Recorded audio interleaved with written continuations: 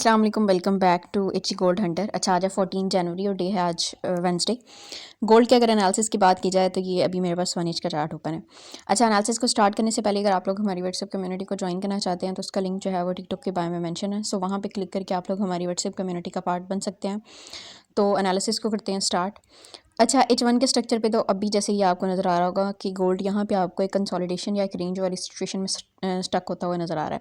अच्छा, इसमें मैं इसका जो सप्लाई और डिमांड एरिया है वो भी मार्क कर देती हूँ और एक यहाँ पे ट्रेंड लाइन पहले मार्क करते हैं जिसको रिस्पेक्ट करते हुए गोल्ड काफ़ी अच्छे से मूव कर रहा है। अच्छा, यहाँ से आपने ट्रेंड लाइन मार्क करनी है, ठीक है। इसको अपसाइड पे एक्सटेंड करना है। यहाँ पे मैक्सिमम टचेस आपको गोल्ड के नज़र आ रहे होंगे। सबसे पहले आपने इसको आगे एक्सटेंड करने से पहले जो है ना, इन एरियाज़ पे ये जो विक्सन है ये और उसके बाद ये, इन पे फोकस करना है, ठीक है। इनको आपने ऐसे साथ अलाइन करना है। इनके मैक्सिमम टच जो है आपको यहाँ पे मिल रहे होंगे, ठीक है। ये ट्रेंड लाइन है, इसको आगे तक एक्सटेंड किया तो यहाँ पे ये चेक करें कि इस ट्रेंड लाइन का ब्रेक डाउन किया इसने, ठीक है। डाउन साइड पे ये ब्रेक हुई, एक दफ़ा यहाँ पे टेस्ट किया गोल्ड ने, उसके बाद ये कंसोलिडेशन की यहाँ पे काफ़ी टाइम, और उसके बाद इसको टेस्ट किया है और उसके बाद ये ड्रॉप देखने को मिला है। और ये एग्जैक्ट वो वाला एरिया था जो कि मैंने 30 to 35 वाला बताया भी था कि यहाँ से हम गोल्ड में सेलिंग एक्सपेक्ट कर सकते हैं।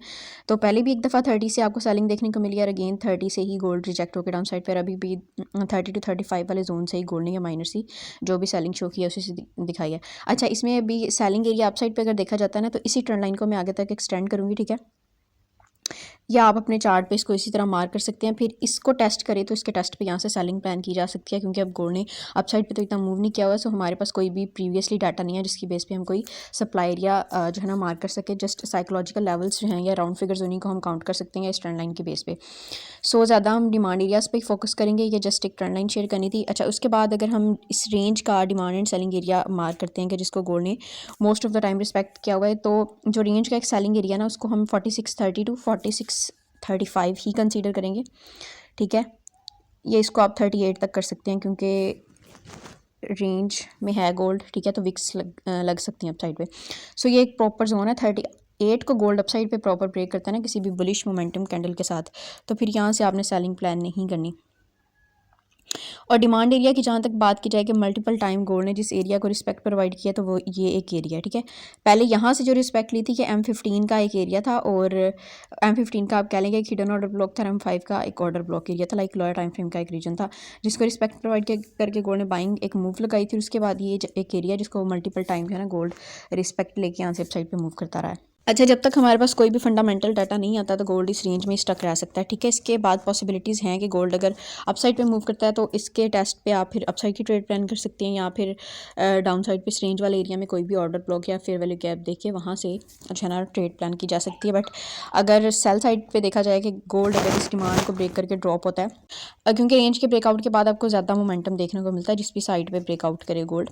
सो उसके बाद यहाँ पे एक हिडन ऑर्डर ब्लॉक था जो मैं प्रीवियसली काफ़ी टाइम शेयर करती रही हूँ 45 के राउंड, ठीक है, और 45-36 के राउंड। बट फिर अगर ये रेंज ब्रेक होती है ना तो फिर गोल्ड को हम ज़्यादा जो है सेल साइड पे एक्सपेक्ट कर सकते हैं। फिर उसमें पॉसिबिलिटी है कि गोल्ड इस एरिया को इतनी रिस्पेक्ट प्रोवाइड ना करे, बट इसको आप माइंड में एक दफ़ा ज़रूर रख सकते हैं, या फिर आप चार्ट में मार्क कर सकते हैं कि यहाँ पर भी अगर आपको कोई भी बुलिश साइन देखने को मिलता है तो ये भी ट्रेड प्लान की जा सकती है। यहाँ से भी ये भी अच्छा जोन है 45-42 to 45-37। और अगर ज़्यादा अग्रेसिव एक सेलिंग मूव देखने को मिलती है तो फिर ये एक ब्रेकअप स्ट्रक्चर के अकॉर्डिंग, प्रीवियस ब्रेकअप स्ट्रक्चर के अकॉर्डिंग ये ब्रेक एंड टेस्ट वाला एरिया 4510 to 4507। सो आज के ये 3 डिमांड एरियाज़ हैं और ये रेंज की जो अपर सप्लाई एरिया और ये डिमांड एरिया। बाकी ये कोई फाइनेंशियल एडवाइस नहीं है, ठीक है, क्योंकि इस मार्केट में 100% कुछ भी नहीं है, सब प्रोबेबिलिटीज़ की गेम है। सो मैंने जो ऑन रिस्क, और बाकी अगर किसी को भी कोई फर्दर इन्फॉर्मेशन चाहिए तो आप लोग व्हाट्सएप पे कांटेक्ट कर सकते हैं। व्हाट्सएप ग्रुप का जो लिंक है वो टिकटॉक के बारे में मेंशन है। So this is all for today, see you in the next video, till then take care, अल्लाह हाफिज़।